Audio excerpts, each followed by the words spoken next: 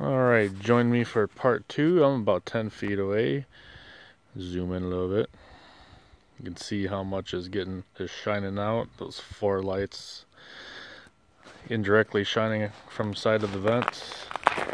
Then a side view of it with that amber to the side.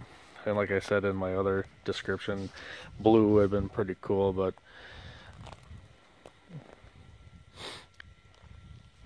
I think just adding a light in general is pretty sweet.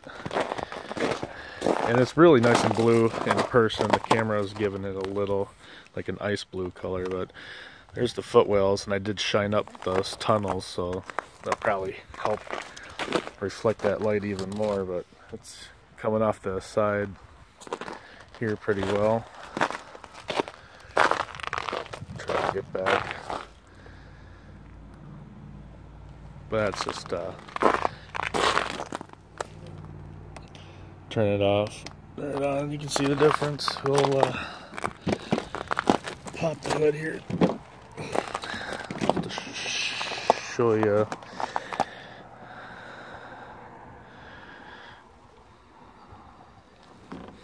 It'd be kind of nice if you'd have to work on something at night and if you broke down on the trail side and needed some light. I guess now at least you can see. What I like when installing lights is you can not actually see the bulb or the light itself, but the reflection. And I think did a pretty good job here. I know where it is, and you really can't see it, so it's shining right off the shiny silver of the belt cover, so that's working there. I could probably shine up that reservoir and it would shine up off of there even more. The 2 vents in the front, which has the least directional as far as I wasn't sure how much you'd actually see, but that's actually doing a pretty good job, and everything underneath that is black, so it's not shining off anything, reflecting off anything, but it's still doing a pretty good job. I can't believe I didn't shine that thing up to make that. I didn't think of that. And that one is a pretty half indirect light. The camera's picking up like it's really shining off something, but it's not in person. It's not glare at all, but there.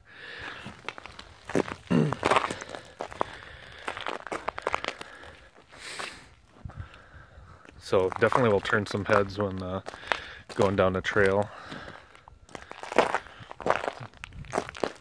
See some extra lights. And just that amber one off to the side by itself, letting people know that you're at least a side view of where you're at. There's never enough side directional light. There's always a stupid reflector, not like a car where you need, like, you know, that car, you technically need light shining to the front and the side. Sleds, I'm kind of surprised they just require the reflector and not a light. But hopefully, like I posted in the other description, you can buy clear or tinted of those that come off the sport bike, Crotch Rocket R1, that they use the same exact thing. So once I get those and have that wiring all apart, I'm probably going to that reflector underneath, I'm probably going to change into a light, and that side reflector I'm going to change into a light, and then add a underneath track light, so I'll have some red lighting to the rear. But pretty happy how it turned out.